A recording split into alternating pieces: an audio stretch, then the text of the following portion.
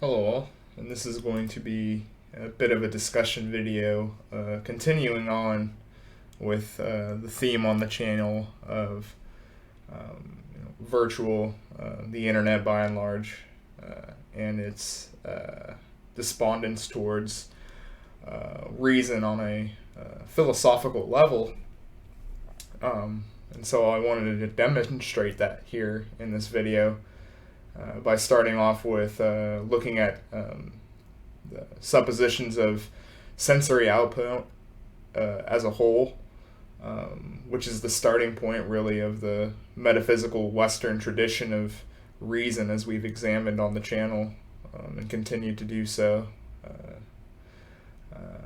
In the metaphysical systems of Kant and sufficient reason with Schopenhauer, for example, as we've looked in the last video, being able to have the sort of starting point of sensory output from the condition of one's own individual perception is really Schopenhauer's insight, of course, but this comes, of course, with the presupposition of Kant and transcendental philosophy. But of course, in today's world, in the world of the virtual, we see that sensory output is often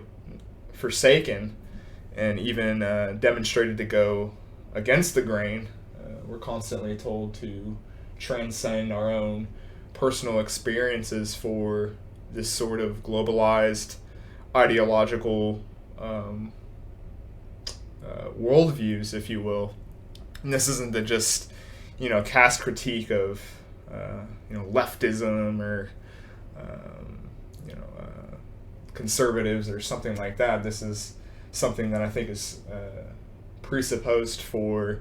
any sort of ideological conversation going on with regards to the internet as a whole or the virtual. And so I kind of wanted to incorporate Baudrillard here with his ideas of hyperreality and symbolism. And of course, his insight towards the differences of symbols as its own reality, the simulation, as it were, and to look at it in the lens of ideology. And you see political landscape, if we were to look at it,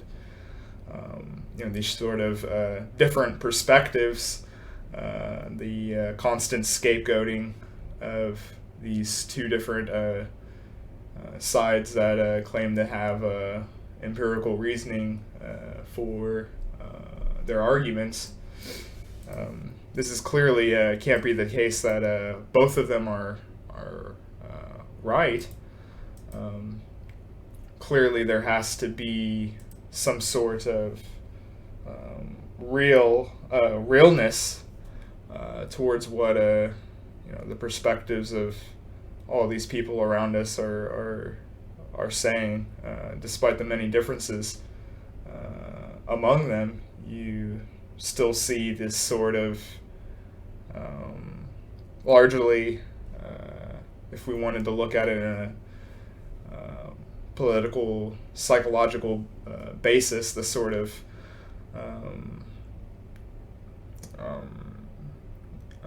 what the sort of conscious biases and your sort of trade openness or whatever the case may be. But of course, for Baudrillard, his example was for Disneyland, and Disneyland famously recently had their new idea of launching a park where it had the suggestion of Disney providing a sort of literal lived reality and experience, and introducing Disney almost as a sort of reality for these people. And we also see in the famous panels with regards to the Great Reset and the sort of branding of having millions and billions, quite literally, of people who have no real metaphysical meaning, just this sort of bare existence that is subjugated to these corporate brandings and censorship from the virtual, and so how that skews our reality quite literally. And I think this is why you will never really see this sort of reason in tandem with the sort of techniques we have today. The sort of centrist, agreed upon, we can all come together and have that sort of realism, that sort of materialism is long gone now. I don't think you can have that with the current paradigm of technology and the way ideology works in tandem with it through the virtual experience, simply because to go back all the way to the philosophical root, the starting point of reason itself and sensory output is now vanishing as the sort of virtual the virtual notion, the virtual presence continues to impede on our lives, and wanting to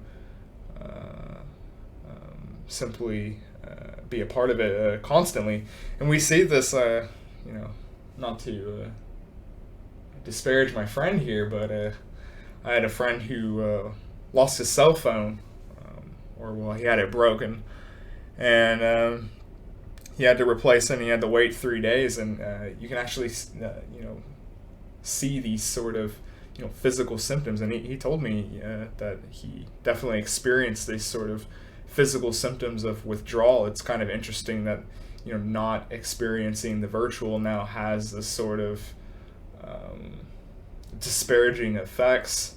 on our lived body experience as a whole. Who could have predicted that a couple decades ago, that the virtual presence now actually can affect our health and being quite literally in such a way. And so what are the ramifications going forward as technology continues to progress of this sort of virtual existence continues to overimpede on realism and the sort of distance with reason to come out of that. What will be the consequences of this? And obviously the question of what sort of versions of reality, versions of this sort of ideological virtual worldviews to come, largely by the control of this sort of corporate mega globalist people who control the levers of information as a whole, and how that will affect us going forward.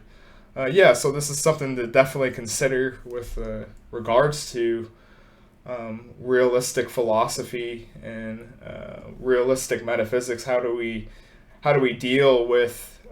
going forward if we were to argue or be interested in, obviously a lot of my audience would be interested in things like the natural order, or trying to incorporate it into this paradigm, or trying to get back at that sort of lostness feeling that we seem to come over us with regards to ways about the world and thinking about it, closing in that sort of tradition and being replaced by these by the virtual. And I've talked about this before, and I don't know if I've mentioned it, but one of the more interesting things I think about the constant connectedness of hypermodernity is this sort of schizophrenic sort of feeling towards process as a whole of becoming. Everyone seems so agitated and self-aware in an overly way of becoming in a sort of real way of my life is just going by, whether in a sort of banal way, but also having to make judgments of constantly seeing possibility unfolding around them of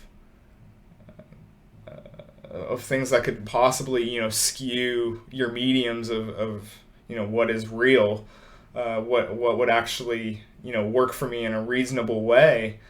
How do I make decisions if I'm seeing these sort of hyper extended, possible scenarios in this sort of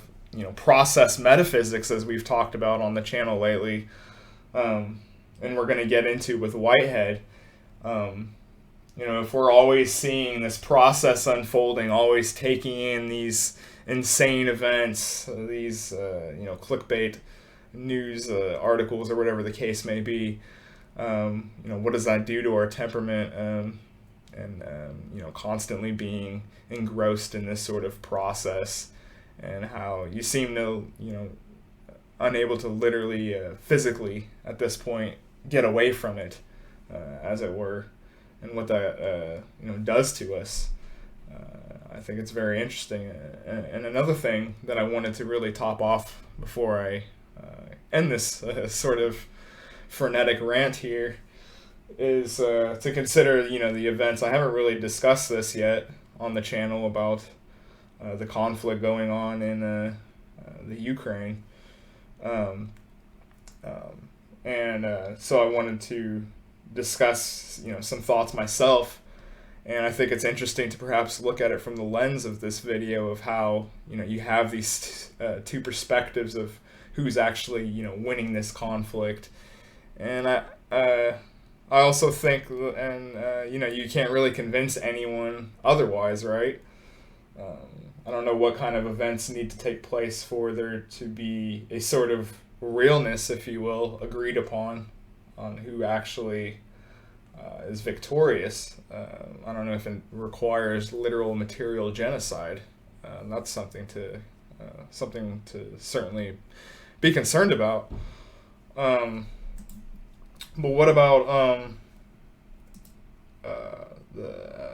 these sort of, if we look at warfare and the sort of virtual, clearly we kind of see the importance of having the virtual possibility that your nation is winning a conflict when it's not, and how it can affect their psychology, their will, if it were, or how it could affect and disenfranchise the other side. So there's always that sort of virtual war front. But I also think on the material level, certainly it's not been something new in the last century with regards to manpower and warfare. But what if we looked at certainly the cybernetic attacks, but more than that, you certainly see a lot of footage of big armored tanks being destroyed. And it's kind of interesting to see that these industrious weaponry really doesn't stand, or it doesn't appear to, in the 21st century, and the continue de-evolution, if you will, of industry as a whole, and what that means for industrial society collapsing or evolving in a different way towards really just consumers of ideology as a whole. And I also think perhaps while I have the thought fresh in my mind, I wanted to look at how, if you looked at the conflict, really, it's interesting to look at perhaps someone like um, uh, Yuval de Bertrand's thoughts on